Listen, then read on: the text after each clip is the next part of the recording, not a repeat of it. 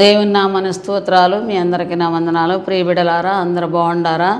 ఈరోజు మరి మనం జీవాకులతో జీవ గ్రంథంలో దేవుడు మనకిచ్చిన పరిశుద్ధ లేఖంలో నుంచి కీర్తనలు 103వ కీర్తన మనం చదువుకుందాము.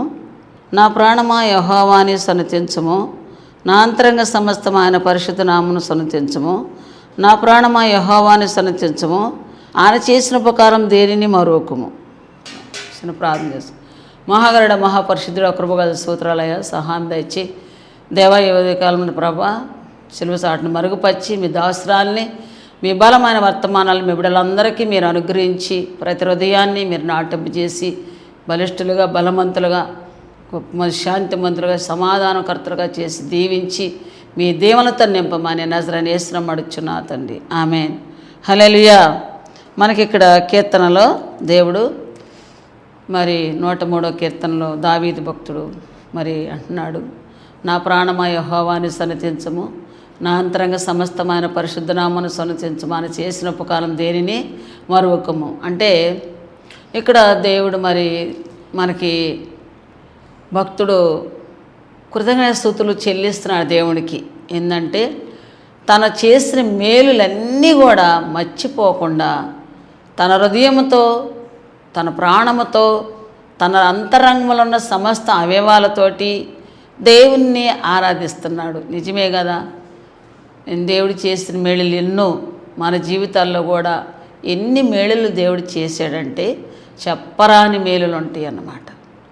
ఆ మేలులన్నీ జ్ఞాపకం చేసుకొని ఇంకా దావీదు అంటాడు, నా దోషములను బట్టి కాక, నా పాపములను బట్టి కాక, నాకు అతిక్రమలను బట్టి కాక దేవా నన్ను నీవు నీ కృపతో నన్ను జ్ఞాపకం చేసుకున్నావయ్యా అని. అంటే దేవుడు మన పక్షాన మంచి చేయలేదని, మనం తప్పిపోయామని దేవుడు వదిలిపెట్టడని చెప్తున్నాడు. ఆయన పిల్లలం గనక మనము ఎట్టి పరిస్థితిలో దేవుడు ప్రతిఫలము ప్రత్యేకంగా చేయడు. నిన్ను నన్ను దేవుడు ఆయన సన్నిధానంలో జ్ఞాపకం చేసుకొని మరి మనకి ఎంతో మేలులు ఉపకారాలు చేస్తూ ఉన్నాడు. అందుకే ఈ దినాన దేవుడు మన పక్షాన ఉన్నాడు. మరి మీ పక్షాన దేవుడు ఉన్నాడు. ప్రియబిడలారా, దేవుడు ఎన్ని మేలు చేశాడో ప్రతినిత్యము కూడా మనం దాన్ని కృతజ్ఞతాస్తుతులు చెల్లించేవారుగా ఉండాలి. ప్రతి ఉదయాన, ప్రతి రాత్రి, ప్రతిరోజు, ప్రతి అడుగులో కూడా నీవు దేవుని యొక్క ఉపకారాలు మర్చిపోకుండా కృతజ్ఞతాస్తుతులు చెల్లించాల. అప్పుడు మన జీవితంలో దేవుడు చేసే ఒక అద్భుతాలు, ఆశ్చర్య కార్యాలు నువ్వు చూడగలుగుతావు. హల్లెలూయా. అదేంటంటే మనకి ఇక్కడ కృతజ్ఞతాస్తుతులు చెల్లిస్తామంటే మరి యోహాను సువార్తలో మనకు కనపడుద్ది. అధ్యాయులు మరి మరియా, మార్తా, లాజరు. మరియా, మార్తా, లాజరులో మరి వారు వెళ్ళినప్పుడు లాజరు మరి ఆ ఫ్యామిలీకి ఎక్కువగా సన్నిహితంగా దేవుడు వారి ఫ్యామిలీకి వెళ్తా వస్తా వారు ఆహ్వానించే దాన్ని బట్టి ఎంతో ప్రేమించి ఆ ఫ్యామిలీని వారు కూడా యేసయ్యని ప్రేమించి సర్వస్వం యేసయ్యనే వాళ్ళు ఎదురు చూస్తూ ఉండేవాళ్ళు. అలాగే వచ్చి వెళ్తా ఉన్న ఫ్యామిలీలో ఒకసారి ఒక సంగతి జరిగింది. అదేంటంటే లాజర్ చనిపోయే ఒక బలమైన ఒక భయంకరమైన జబ్బు చేసింది. లాజర్ చనిపోతాడని చెప్పి మరియా, మార్తలు ఇద్దరు కూడా అక్క చెల్లెలు యేసయ్య ఆ టైంలో మరి వేరే ఊర్లో ఉన్నప్పుడు యేసయ్యకి కబురు పంపించారు వారు. అప్పుడు యేసయ్య పంపించినప్పుడు వారు యేసయ్య ఏం చెప్పాడంటే ఇంకా 2 రోజులు ఉండి లేటుగా వచ్చాడనమాట. ఎందుకంటే అక్కడ శిశువులు ఏంది ప్రభా వెళ్దామంటే ఇది దేవుని మహిమ ద్వారాగా జరగబోతుందిలే వెళ్దామని చెప్పి అన్నాడు. కానీ యేసయ్య వచ్చేసరికి లాజరు చనిపోయాడు, సమాధి కూడా చేయబడింది, 4 రోజులు అయిపోయింది. హల్లెలూయా. అంటే మన దేవుడు ఎంత గొప్ప దేవుడో మనందరమే కూడా ఆయన గొప్ప విశేషాలు ఆలోచన చేయాల్సిన అవసరం మన మీద ఉందన్నమాట.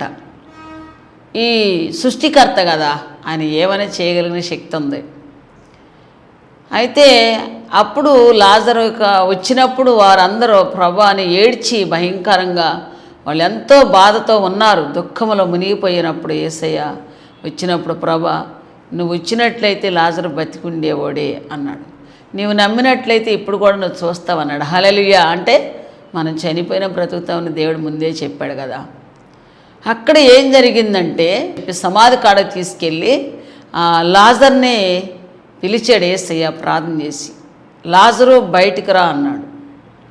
వెంటనే లాజరు పీత వస్త్రాలతో బయటికి వచ్చి మరి అందరూ కూడా ఆ టైంలో ఆ కాలంలో అందరూ ప్రజలందరూ కూడా చూశారు కనులారా, దేవుని మహిమను కనులారా చూశారు. వారు చూసినప్పుడు వారందరూ కూడా చాలా ఆశ్చర్యపోయారు.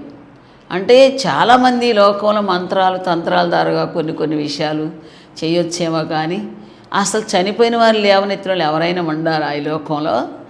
అప్పుడు కానీ ఇప్పుడు కానీ ఇంకా ఎప్పుడైనా సరే చనిపోయిన వాళ్ళు లేవనెత్తే వాళ్ళు ఎవరు లేరు.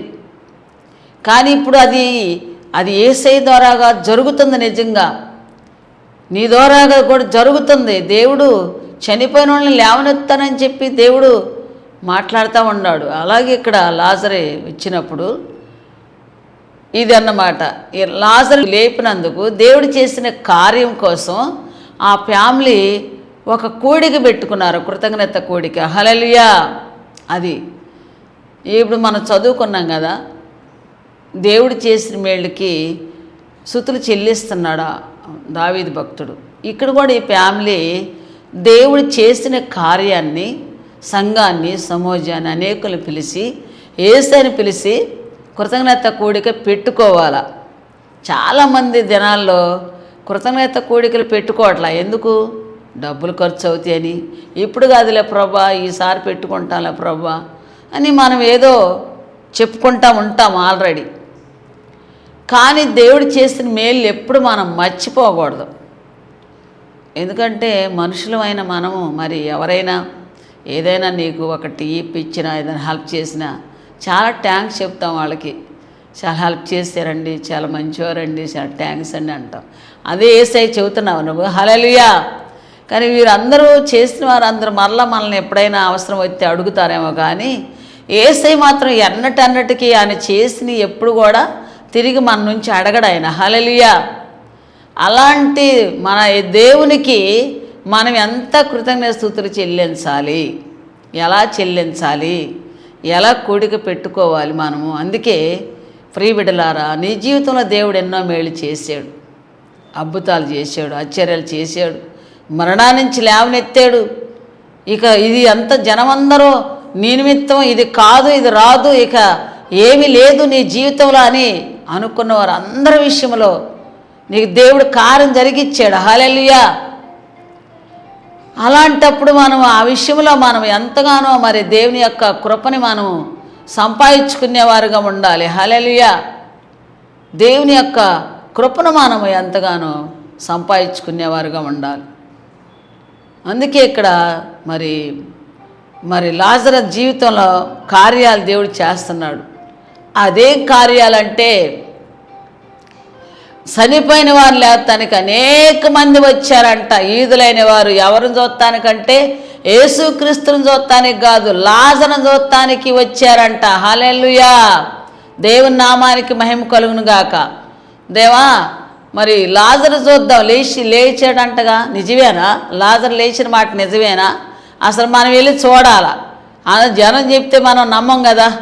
అంటే చాలామంది ఒకరు చెబితే నమ్మరు, కానీ వారు డైరెక్ట్గా వెళ్ళి చూడాలి, కనులారా చూడాలి, చెవురాలు వినాలి. నిజమే, ఇది కూడా వాస్తవమే. మనం చూడాలి, ఏదైనా వినాలి, మనం దాన్ని గమనించాలి. అలాగే వారు వచ్చి ఆ కూడికి వచ్చి అనేక మంది లాజరును చూసినట్టుగా మనకు కనపడుతుంది. హల్లెలూయా. లాజరును చూసి అప్పుడు అందరూ కూడా లాజరుని చూసినప్పుడు వారందరూ యేసయ్యని నమ్మారంట. హల్లెలూయా. అది కృతజ్ఞత కూడిక ద్వారాగా అనేక మంది రక్షణ కూడా కల్పించే అవకాశం ఉందని దేవుడు తెలియపరుస్తున్నాడు. మరి నిజమే కదా ప్రభా, మన జీవితాల్లో మరి ప్రియబిడలారా, యవనస్తులు కావచ్చు, సంఘం కావచ్చు, సమాజం కావచ్చు, ఎవరైనా కావచ్చు, ఆయన చేసిన మేళ్ళకి మనం తిరిగి స్తుతులు చెల్లించేవారుగా, కృతజ్ఞత స్తుతులు అర్పించేవారుగా, కృతజ్ఞత కలిగి మనం జీవించేవారుగా ఉండాలని ఈరోజు దేవుడు మనతో చెప్తున్నాడు. హల్లెలూయా. నిజమే కదా ప్రియ బిడ్డలారా, మన జీవితాలు దేవుని సమర్పించుకొని, అందుకే మరి లాజరు జీవితంలో దేవుడు అద్భుతాలు ఆశ్చర్యాలు జరిగించి ఆ ఫ్యామిలీ మొత్తం కూడా సంతోషంగా ఆనందముగా ఎంతో ఆ ప్రాంతం అంతా కూడా మరి దేవుని వాక్యము వెలిగించబడింది ఆ ఫ్యామిలీ ద్వారాగా. అనేకులు తెలుసుకోవటానికి అవకాశం. అలాగే నువ్వు ఉండే ప్రాంతంలో, నువ్వు ఉండే పట్టణం కానీ, పల్లె కావచ్చు, పల్లెటూరు కావచ్చు, గ్రామం కావచ్చు, ఈదురు కావచ్చు, మరి దేవుడు చేసిన మేలుకి నీవు కూడా స్తుతులు చెల్లించేవారుగా ఉండాలని ఈరోజు దేవుడు మనతో మాట్లాడుతున్నాడు. పరిశుద్ధాత్మ దేవుడు. హల్లెలూయా. నిజమే కదా, ఎన్ని రకాలుగా మనల్ని దేవుడు హోల్డైన మనం 3-4 సంవత్సరాల క్రితం కరోనా వచ్చినప్పుడు ఎంతమంది చనిపోయినా మనల్ని బ్రతికిచ్చారంటే, ఇంకా మనం బ్రతికున్నామంటే, ఇంకా మన జీవితంలో మనం నిజముగా దేవుని యొక్క కృపలో ఈ సజీవులుగా ఉంచాడంటే, ఈ 2025లో కూడా మనం దేవుడు నడిపించాడంటే అది మన గొప్పతనము కాదు, ఏది కాదు. దేవుడి యొక్క ప్రణాళిక, ఉద్దేశం నీ మీద నా మీద ఉంది అంతే. హల్లెలూయా. అందుకే మనం ఆయన ఇచ్చిన లైఫ్ని, మనకిచ్చిన జీవాన్ని దేవునికి సమర్పించేవారుగా మనం ఉండాలి. అందుకని దేవుని యొక్క కృపని మనం సంపాదించుకునేవారుగా ఉండాలి.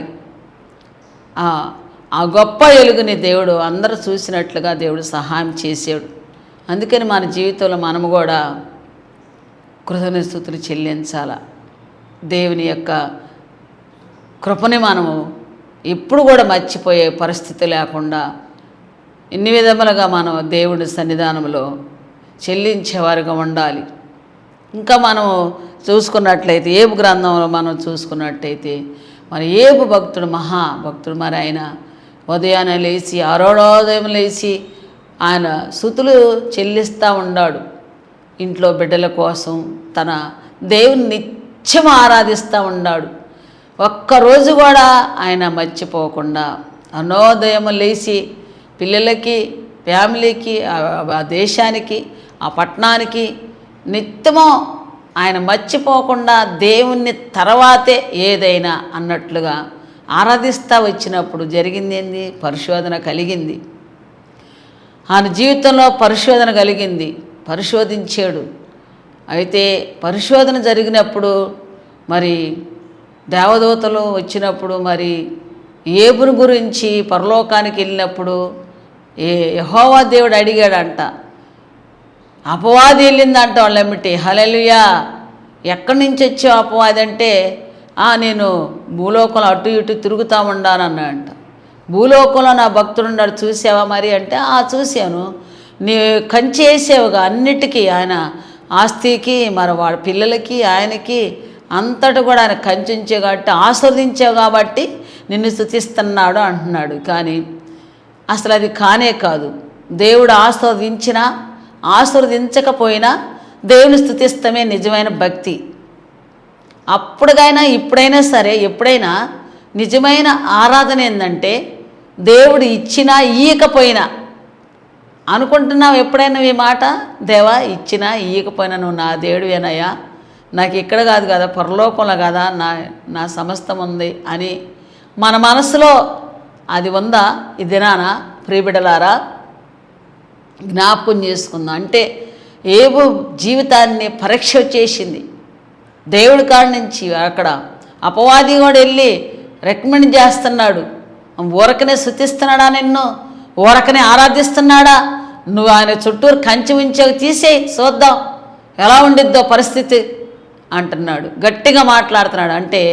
అంటే మన యేసయ్య తెలుసు మరి నీ హృదయం ఏంటో, నీ మనసు ఏంటో, నా మనసు ఏంటో, నేను ఎలా నడుస్తున్నాను, మరి నీవు ఎలా నడుస్తున్నావో దేవుడు తెలిసే ఉంది. అది ఏవి ఎలా ఉంటాడో అంతవరకు నమ్మకస్తుడని దేవుడు తెలిసే పరిశోధించినప్పుడు, సరే నువ్వు చెప్పినట్టు నేను అన్నీ తీసేస్తాను, వెళ్ళు, ప్రాణాన్ని మాత్రం హాని చేయబాక, నువ్వేమైనా చేసుకోపో అన్నాడు. నిజంగానే అలాగే మరి దేవుడు మరి ఇచ్చిన వెంటనే వెళ్ళి సమస్తాన్ని తీసేసేసాడు. మనం ఆ గ్రంథం చదివేటప్పుడు 40 అధ్యాయాలు ఉండి ఏబు గ్రంథం, ఆ 40 అధ్యాయాలు మనం చదువుతూ ఉన్నప్పుడు మరి ఎక్కువగా స్నేహితుల మాటలే మనకు కనపడతాయి.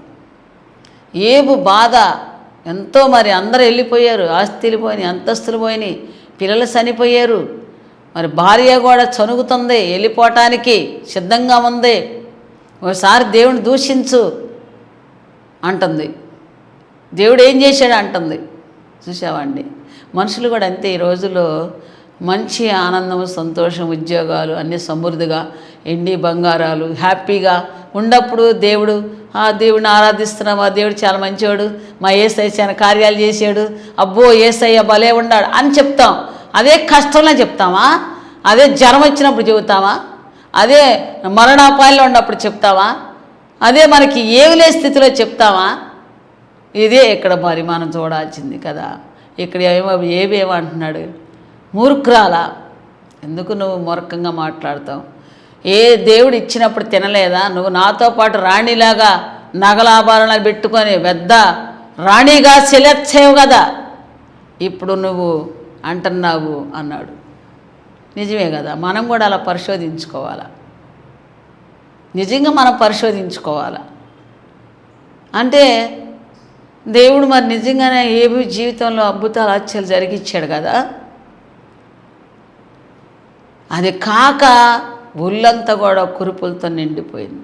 ఏమంటున్నాడు, ప్రతి విషయంలో యెహోవా ఇచ్చాడు, యెహోవా తీసుకున్నాడు, యెహోవా నామానికి స్తుతి కలుగునుగాక. అసలు ఈ దినాల్లో ఇలాంటి ట్రాఫిక్ కనపడుతుందంటారా? ఇలాంటి అనుభవాలు ఉండి అంటావా? నిజంగా మన ఆత్మీయ జీవితంలో ఉందంటావా? ఉంటే చాలా ధన్యులు ఎవరన్నా కానీ. మనం ఇక ఈ లోకం కాదు మనది, పరలోకం కనుక ఎప్పుడు వస్తాడో తెలియదు, ఎప్పుడు మనం ఉంటామో ఉండమో కూడా తెలియదు. ఉన్న సమయాన్ని సద్వినియోగం చేసుకొని దేవునికి ఎప్పుడు ఒకలాగా ఆరాధన చేయటమే. నిజమే కదా. ఇప్పుడు ఏబు ఎప్పుడు ఒకలాగే ఆరాధన చేస్తున్నాడు. ఆస్తి ఉన్నప్పుడు మహాదైవజనుడు, గొప్పవాడు, మరి ఎంతో దేవునికి అంటకట్టబడి ఉండి ఏమైనా సరే చనిపోయినాను నేను చనిపోతా కానీ నాకేం అవసరం లేదు, ఇవన్నీ నాయి కానే కాదు అని ఇప్పుడు ఎవరన్నా అంటున్నారంటావా? పొలాలు, స్థలాలు, బంగారం, ఈ బంగారం ఉందనుకో, ఈ కష్టపడి సంపాదించని ఈ 10 నవరసల బంగారం నాది, ఎవరు ముట్టుకోవడానికి వీలు కాదు, ఇది నాది అంటున్నారు. ఎవరి కష్టమే పడ్డావు నువ్వు? దేవుడిచ్చిన ఆశని బట్టి, ఆరోగ్యాన్ని బట్టి, నీకు ఇచ్చిన పనిని బట్టి, నీకు ఇచ్చిన ఆ తెలివిని బట్టి, జ్ఞానాన్ని బట్టి, లోకంలో చిక్కులు పడకుండా దైవ జ్ఞానంతో నడిచేటప్పుడు అన్నీ నీకు అనుగ్రహిస్తాడు దేవుడు. హల్లెలూయా. అప్పుడు దేవుడి అవుతాయి కదా, మన ఏవో కదా. అందుకే మరి ఏబు గ్రంథం మనం చదివినప్పుడు అవన్నీ అర్థమయ్యేది మనకి. అంటే యెహోవా ఇచ్చాడు, యెహోవా తీసుకున్నా అంటే సమస్తం ఆయన స్వాధీనంలో ఉన్నాం కనుక మనము, మన పిల్లలు, మన ఆస్తులు, అంతస్తులు, మన సంఘాలు, సమాజాలు, మన సేవ సమస్తం దేవుని స్వాధీనంలో ఉంది. ఈ సేవ కూడా మనంగా చేసేది పరిశుద్ధాత్మ దేవుడే ఆయన నడిపించుకుంటున్నాడు, ఆయన జరిగిస్తున్నాడు. ఆయన నామానికి నీవు మహిమ తెచ్చేవాడుగా, మహిమ తెచ్చేదానిగా ఉండాలని దేవుడు ఆశపడతా ఉన్నాడు. అందుకే ఏబు జీవితంలో ఇలాంటి గొప్ప కార్యములు జరిగించాడు దేవుడు. సమస్తం పోయినా కురుపులతో నింపబడి పురుగులతో ఉండ మరి స్నేహితులనే వాళ్ళు వచ్చి ఓదార్చాల్సింది పోయి, చేతన తేవాల్సింది, ధైర్యపరచాల్సింది పోయి ఏబును ప్రశ్నిస్తున్నారు. ఎందుకు నువ్వు ఎలా అయిపోయావు? ఏ పాపం చేసేవని నువ్వు? ఎందుకు పాపం చేసేవు కాబట్టి అలా అయిపోయావు నువ్వు. ఇప్పుడు కూడా అదే కదా మరి. చాలామంది నీ సేవ నువ్వేంది ఎలా ఉన్నావు, మేము చూడు ఎలా ఉండాము అనేవాడు లేకపోలేదు. ఎలా ఉండామో దేవుడికి తెలుసు, మనుషులు తెలియాల్సిన అవసరం ఏం లేదు. దేవుడి దృష్టిలో మనం ఎలా ఉన్నామో దేవుడికి ఒక్కడికే తెలుసు, మనకి దేవుడికే తెలుసు. ఎవరికి కూడా తెలియదు ఆ విషయం. మన అంతరంగము ఎవరికి మనం సమర్పించుకున్నామో మన అంతరంగంలో ఏమి ఆశలు కలిగి ఉన్నామో, ఏ ఉద్దేశాలు కలిగి ఉన్నామో, ఏ దేవుడి ఉద్దేశాలు కలిగి ఉన్నామో దేవుడికి నీకు తెలుసు అంతే. అందుకే దేవుని వైపు చూసిన వారు అందరూ కూడా శోధనలు వచ్చిన జయించి వారు 2 రెట్టల ఆశీర్వాదం పొందినట్లుగా మనకు కనపడుతుంది. అందుకని మన జీవితంలో మనము కూడా ఆ దీవెనలు మనం పొందాలి. ఏమన్నా మాట్లాడి ఎక్కడ మాట్లాడతలా వీళ్ళు ఎన్ని మాటలు అంటే, ఎన్ని బాధలో ఉండవాడిని మరి ఒక్క బాధ పెడుతున్నారు. నిజమే, దినాల్లో కూడా బాధలో ఉండవారికి ఆ బాధపడబాకమ్మా, నువ్వు ఏం పర్వాలేదు, దేవుడు ఉన్నాడు, మంచి కార్యాలు చేస్తాడు, మనకి ఈ సమయం ఎలాగే ఉండదులే, ఒక సమయం ఎత్తాడు అని ధైర్యపరుస్తాం. కానీ మరి మనుషుల్ని ప్రోక్షిస్తాం, మరి బలపరుస్తాం. నా యందు సమస్తము దేవుడు బలపరుస్తున్నాడని భక్తుడు చెప్తాడు. ఆయనే కదా బలపరిచేది మనల్ని. మనిషిగా నీవు కూడా మరి చాటి మనిషిగా నీవు బలపరిచేవాడుగా, బలపరిచేదానిగా ఉండాలి. అందుకే అంటున్నాడు భక్తుడు ఇక్కడ, కృపాక్షేమములో దయా కిరీటం ధరింపజేస్తాడు దేవుడు. నా దేవుని యొక్క కిరీటం నీకు ధరింప చేయాలంటే శ్రమలు కూడా ఉంటాయి. మరి ఇప్పుడు దేవుడు మరి ఎంత గొప్ప కార్యములు జరుగుతున్నాయి. వారందరూ కూడా ఎంతో శోధించారు. ఏబుని ఎంతో మాటలతో వారు కృంగదీస్తూ ఉన్నారు. అయినా ఏమి మాట్లాడలేదు, మౌనంగా అయిపోయాడు. అందుకే చివరిలో మరి దేవుని యొక్క విషయంలో దేవుడు చేసిన కార్యాలను బట్టి చివరిలో మరి గొప్ప ఆశీర్వాదం పొందాడు. 2 రెట్టల ఆశీర్వాదం అంటే 10 మంది పిల్లల్ని మరి వారందరినీ తిరిగి రెట్టింపులు ఇచ్చాడు. అవన్నీ కూడా రెట్టింపు జీవితంలో అనుభవించాడు. మరి మన జీవితంలో కూడా రెట్టింపు మనం చూడాలంటే, మన జీవితంలో కూడా మనము కూడా చెల్లించాలంటే నిజంగా అర్పణలు దేవునికి చెల్లించాల. ఏదైతే మనం దేవునితో చెప్పామో చేసామో అది మనం తిరిగి దేవునికి అప్పగించాల. అందుకని మనం దేవుని కృప మనతో కూడా నిత్యం ఉండిద్ది. ఆరాధించేవారుగా, మరి గణపరిచేవారుగా, మహింపరిచేవారుగా. నీకు ఎన్నో బాధలు ఉండొచ్చు, కష్టాలు వచ్చు, ఇరుకులు ఉండొచ్చు, అనేకన్ని మార్గాలు అడ్డుగా ఉండే సాతాను బంధకాల్లో నువ్వు ఉండవే ఒకవేళ. అయినా వారన్నిటినీ దేవుడు ఈ మధ్యాహ్న కాలంలో విడుదలేస్తున్నాడు. ప్రియబిడ్డ, నీ మార్గాల్ని సరళం చేస్తున్నాడు.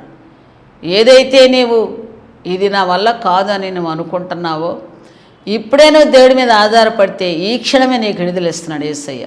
అందుకే ఆ మహా రాజైన మరి ఏబు గారికి ఇచ్చిన గొప్ప కృపని మరి అంతటి వాళ్ళ మనం కాకపోయినా దేవునిలో నిజమైన ఒక నమ్మకస్తులుగా, యథార్థవంతులుగా, నిజమైన మన జీవితాన్ని దేవునికి సమర్పించేవారుగా మనం ఉండాలి. ఎప్పుడైతే మనం ఆయనకు సమర్పిస్తామో ఆత్మ అభిషేకాలతో ఆయన నింపి నిన్ను ఒక బలమైన పాత్రగా దేవుడు వాడుకోవటానికి ఇష్టపడుతున్నాడు. దేవుడు మన పక్షాన యుద్ధం చేస్తాడు. ఆయనే కదా యుద్ధం చేసేది. నువ్వేం చెయ్యవసరంలా. ఆయన సన్నిధిలో స్తుతి అర్పణలు చెల్లిస్తే చాలు, స్తోత్రాలు చెల్లిస్తే చాలు. ఏమో నా ప్రార్థన రాదు ప్రభా, నాకే తెలియదు, రాదు నాయన అనవసరంలా.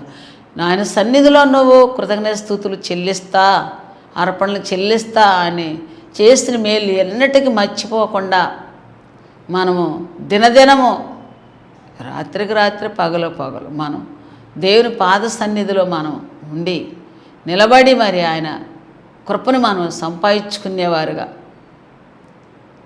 ఉండాలని ప్రియబిడ్డలారా పరిశుద్ధాత్మదేవుడు ఈ దినాన మనకి తెలియపరుస్తాడు.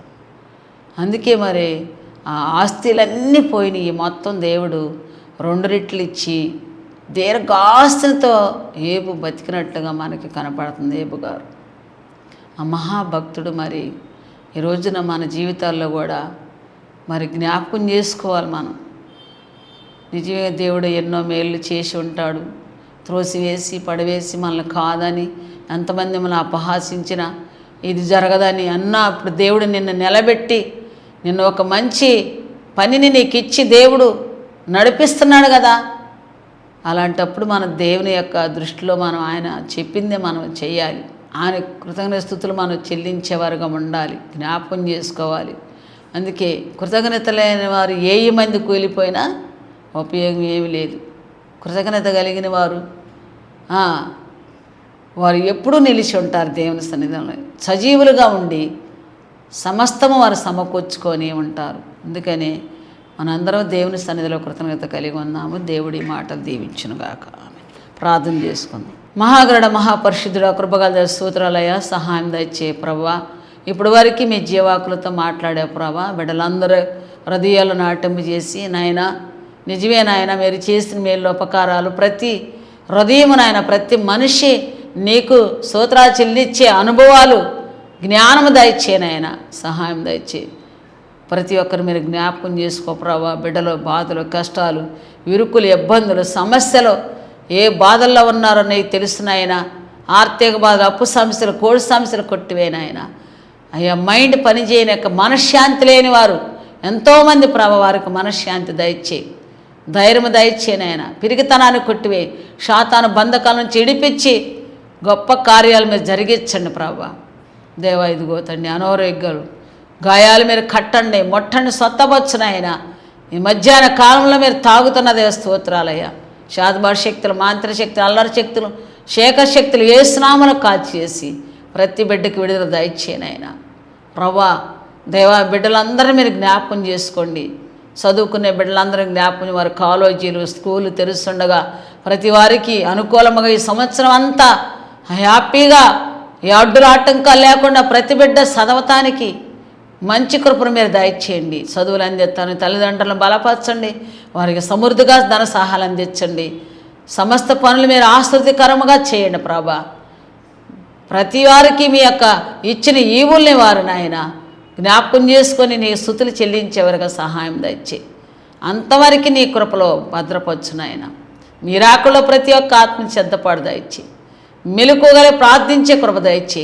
కృతజ్ఞత కలిగి మా జీవితాంతరం మేము నీ సన్నిధిలో ప్రార్థించేవారికి ఉండే కృప కూడా దయచేనాయన. ప్రతి వారికి ప్రార్థన అనే ఖడ్గాన్ని దయచేనాయన. అయ్యా మీ జీవితంలో బలమైన కార్యాలు జరిగించండి. ప్రతి వారికి ఉద్యోగాలు లేని వారికి ఉద్యోగాలు దయచేనాయన. ఏ విషయంలో వారు ఇబ్బంది కలిగి ఉన్నారో అన్ని విషయాల్లో మీరు అనుగ్రహించి దీవించి ప్రతి ఒక్కరితో మీరు మాట్లాడి మీ బిడ్డలే ఆయా మీ కృపతో నింపి నడిపించి మహిమ పొందమని నజరేయుడైన యేసు నామమున అడుగుచున్నా తండ్రి. ఆమేన్, ఆమేన్. దేవుడు మిమ్మల్ని దీవించి ఆశీర్వదించును గాక. ఆమేన్. మీ అందరికీ వందనాలు.